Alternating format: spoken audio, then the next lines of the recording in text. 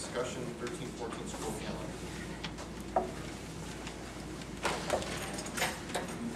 Do you want Or not? We're here. Right here. We're here. You're here to support. We're here. We, at the previous meeting, the board asked us to go back and look at some options on the calendar. Dave, you sent us an email with us asking us to look at Veterans Day and look at conferences. We met and had a lengthy conversation about the items.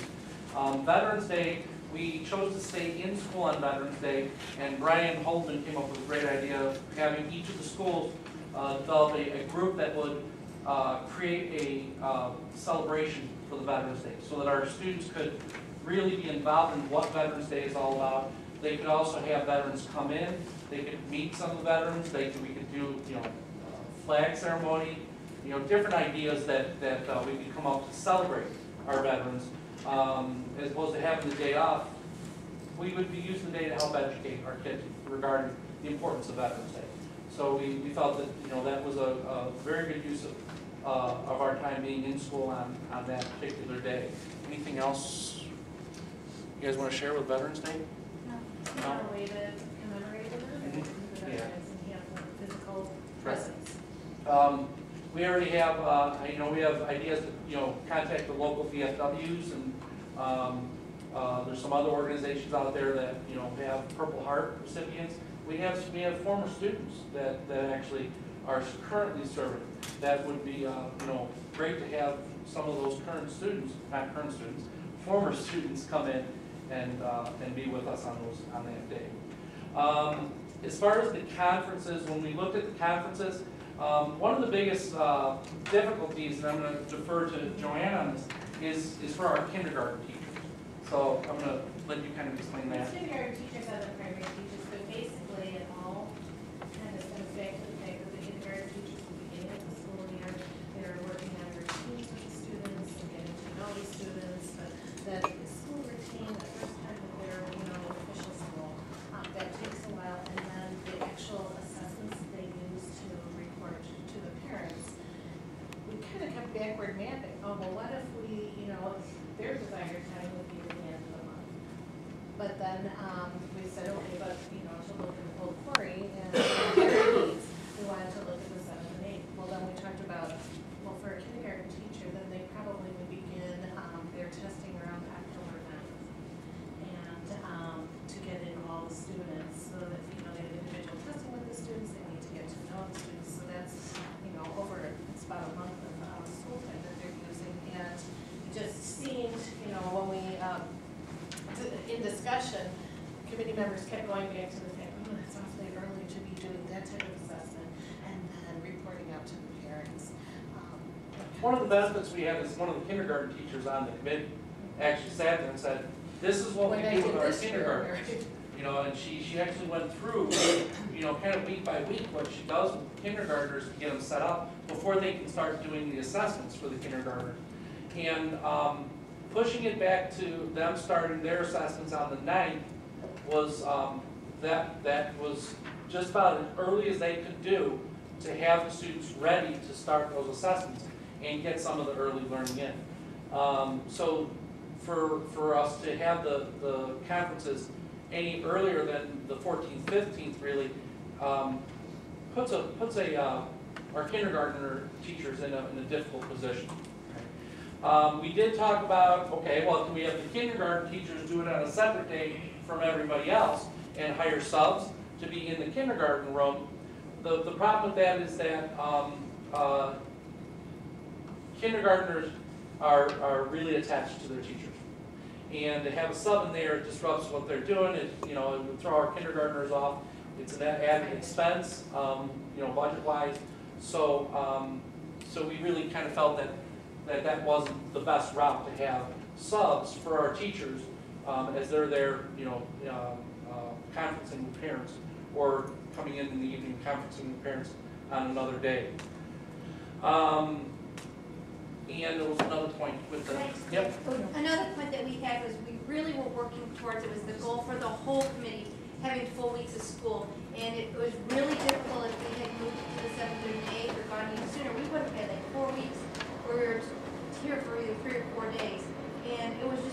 detrimental to that learning process to have those broken weeks.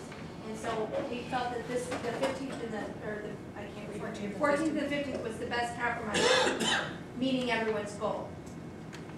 The 12th is the end of the trimester, so that will give, it doesn't really give our the middle school teachers or even River Valley teachers a chance to really do any proactive, but it's close enough within the end of the school, the trimester, that they can really set goals for the next trimester to help students do better, or maybe revisit the goals that they had set for themselves.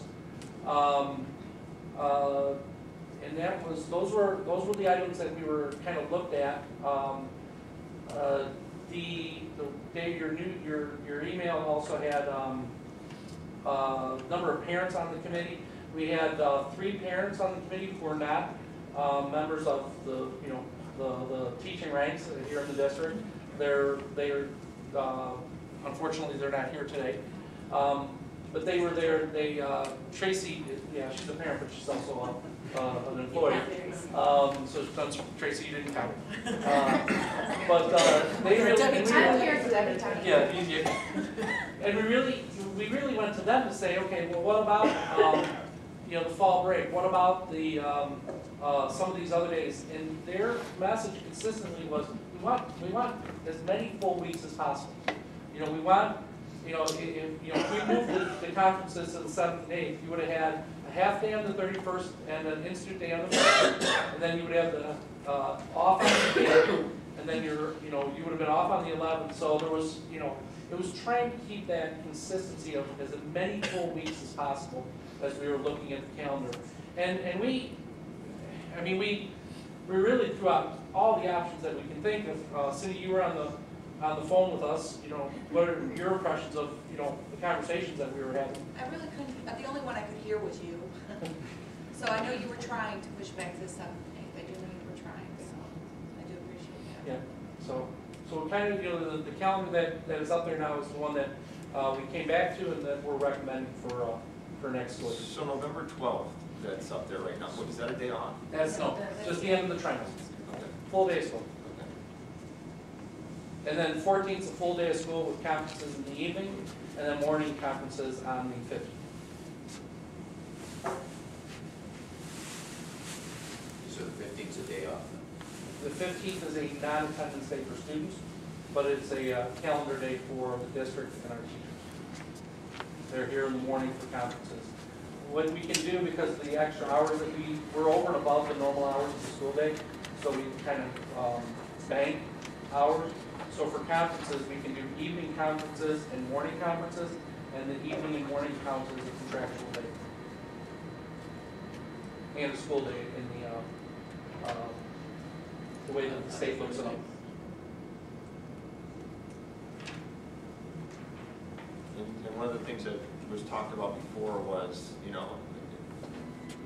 one of the issues that I brought up was, going back to Thanksgiving, because not a lot of families have that whole week off. And I talked about, the 25th and the 26th being off, where students would be present.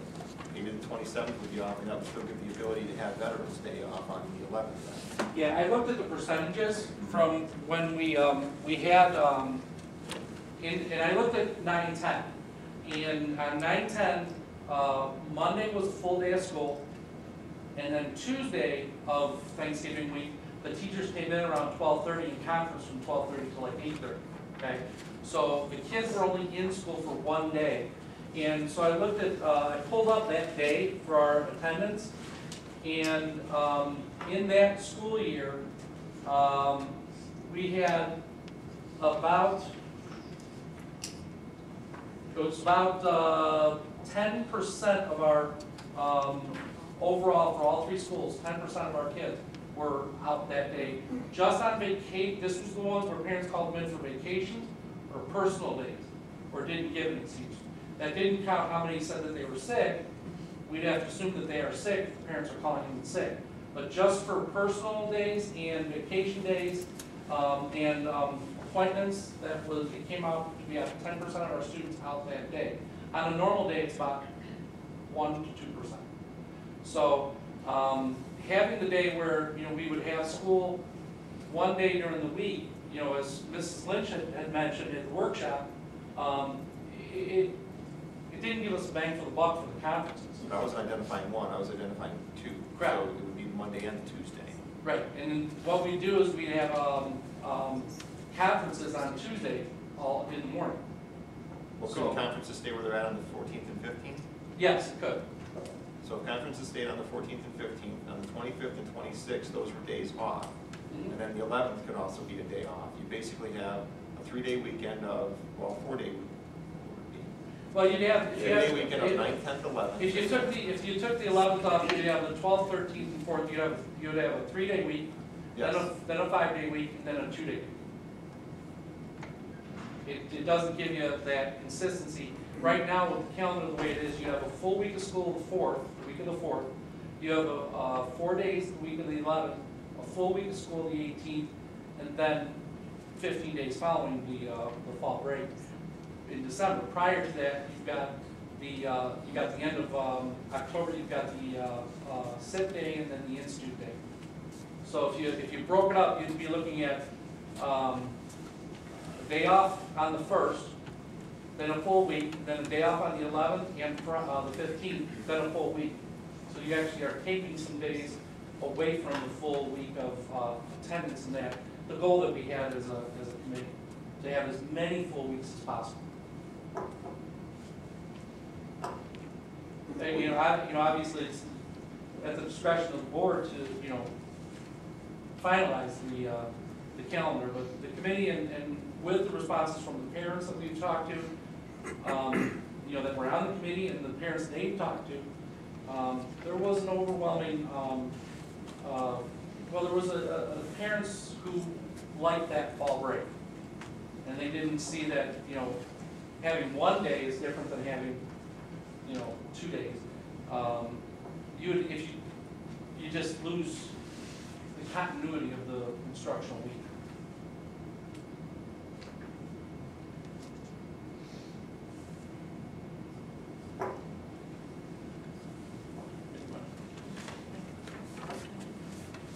Anything else?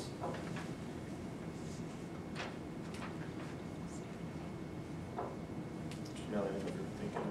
Well, thinking, again, my whole issue has been that week of Thanksgiving. Just from my own perspective, I have one in high school and one in grade school, where the high school they're in school for 2.5 days that week. And, well, you still have to get up and go to school. And in grade school, you're off the entire week.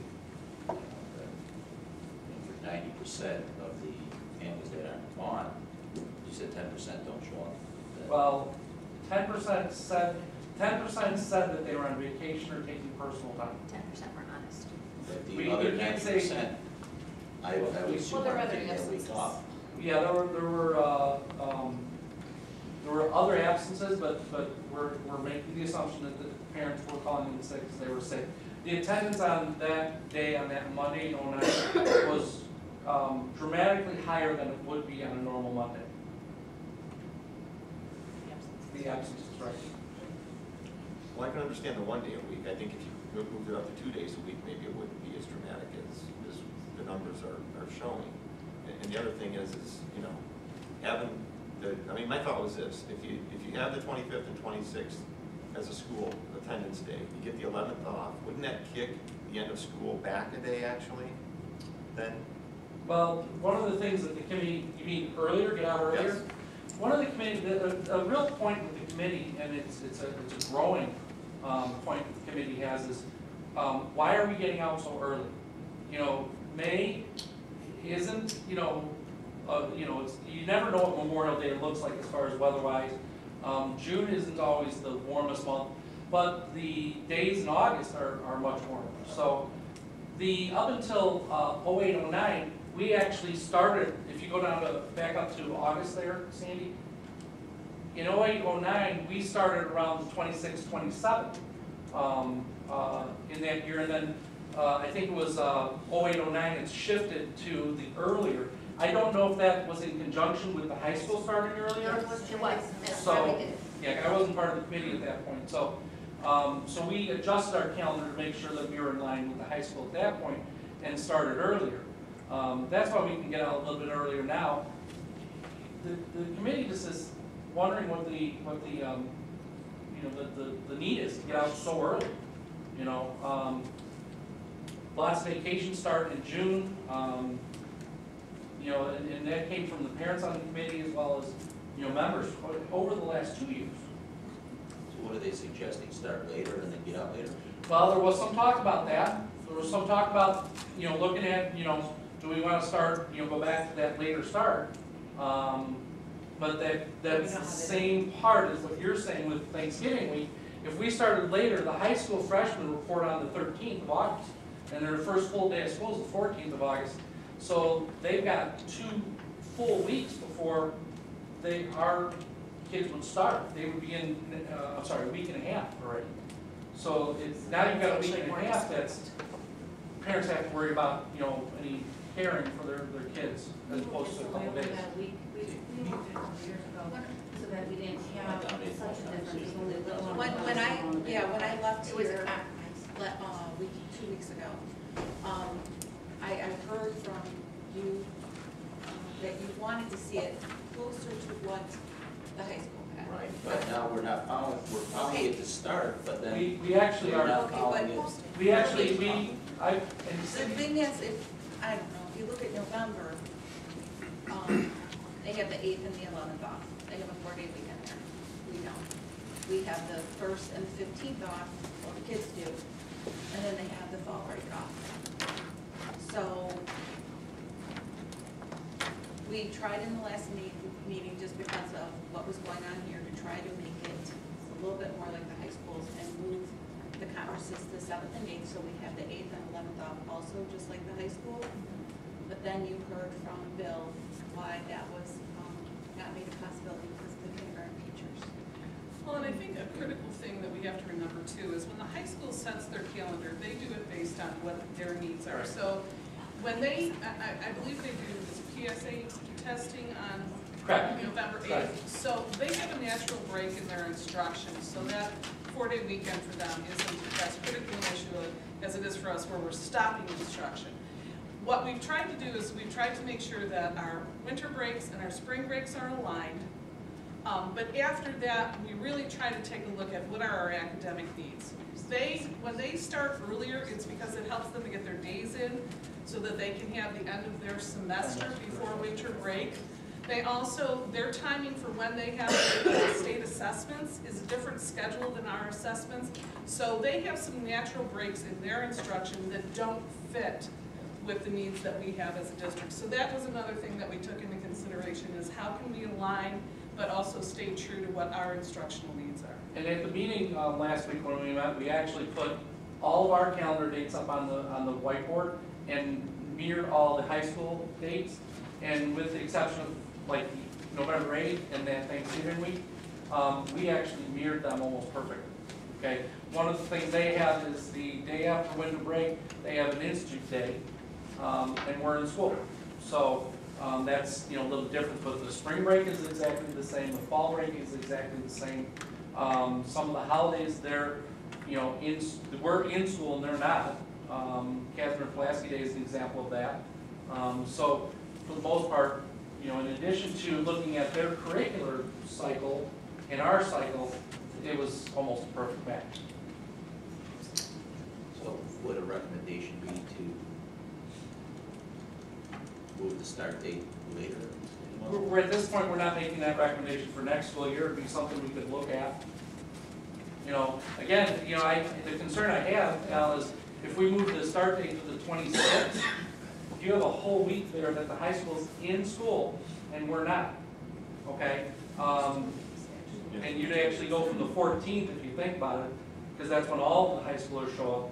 So you got a week and a half there that the kids are, the same issue that we have with the fall break. We had it on the front end and the back end, just parents weren't happy.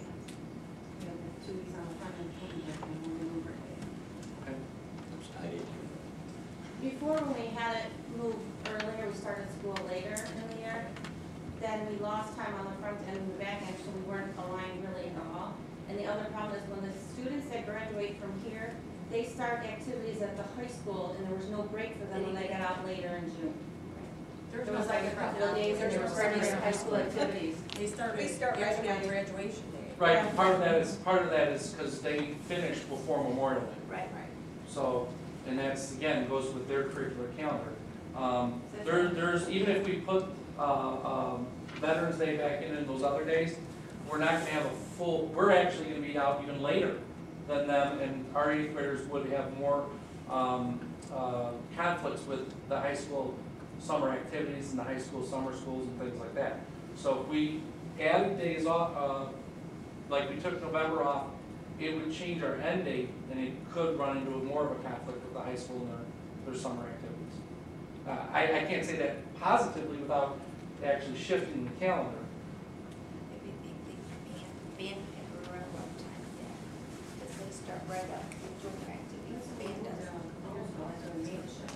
I think there was, yeah, I mean, I can only assume by looking at the past history, the reason that our district shifted to an earlier date was because the high school had shifted to an earlier start. I guess, you know, I'm not trying to adjust the start or the end. I'm just looking at that November timeframe and what's happening. And, you know, as a parent, I certainly don't have the full week of Thanksgiving off. I do, unfortunately, have Veterans Day off, which means my kids would be, you know, it doesn't, I'm thinking about, when I wrote you the email, I said two things. I said in structuring the calendar for each year, I would think the following key items are taken into consideration. The calendar structure should not adversely affect curriculum, and we should minimize the impact to working parents as far as the need for daycare on scheduled non-attendance days. I see 3 days there that the kids will be out of school, or there's some version where the parent will be off but the child won't be home, or the child will be off but the parent won't be home, that are affected in that schedule in November. Well, if November 11th, I just think that from a curriculum point of view, having the students in school that day to honor our veterans and to see, you know, people in person rather than just reading about them in the books and things, you know, and having activities, I think that that's a very beneficial thing for our kids. Yes, there's lots of parents that are off that day. You know, there's lots of things we can do that day. Also, you know, there's lots of parents that also, and more districts, and we would have to go and, you know, search all the districts in the area, are moving to extended days off at that Thanksgiving time, because breaking in the middle of the week, a lot of parents are taking time off. My previous district, you know, we got off on Wednesday. We would have parents leave the Wednesday before, and so they would have 2.5 weeks of vacation. You know, the kids weren't there because they knew conferences were those couple days before break, so they knew that probably teachers would be preparing for conferences. Now here, we don't have that issue. I think a lot of the ideas you mentioned were very good. Yes, I talked to a bunch of parents and kind of got their ideas, and they're looking at it, talking to my wife also. I think, if I'm speaking for myself, I would prefer to have Veterans Day off. If I had to add it to the year, I would do that. And I would take the, you know, the next thing I would do, I'd take the parent-teacher conferences. I moved it to 25th and 26th. That was my opinion. And then the extra days, if I had to take them out of the year, obviously. Because I think it's important to have, and I would still do what you said about Veterans Day. I would do that on Friday. On what Friday? The Friday before Veterans Day weekend. I mean, I think it's a wonderful idea. I love that idea. Yeah. But if we can do that in the, you know, Friday before they go into that holiday weekend, it'd be a great time to do that. I think it was a great idea. I do want us to think about the fact that we're actually taking 2 days on specific instruction rather than 1 day, on the day that we really honor our veterans. And I see your point, but I just want to make sure we think about that in that terms. Because the 8th, they could be doing other activities, and then the 11th focus on the veterans. Now, if we do have Veterans Day off and do the activities Friday, now you're essentially taking 2 days of instruction. Can I just add something about conferences in school on the that time 11th just to do Veterans Day? I mean, I was thinking maybe it'd be an hour We'll or do two, other- not like a whole day. Well, I'm sure that's. No, it's Yeah. just part of that. That's, day. that's not how it's shared. Right, it's part of that. I just think that, you know, just speaking, I think the parents and how it would flow better for the families. Veterans Day, a lot of people have that off, and I think. The conferences at Right. that week of fall break is very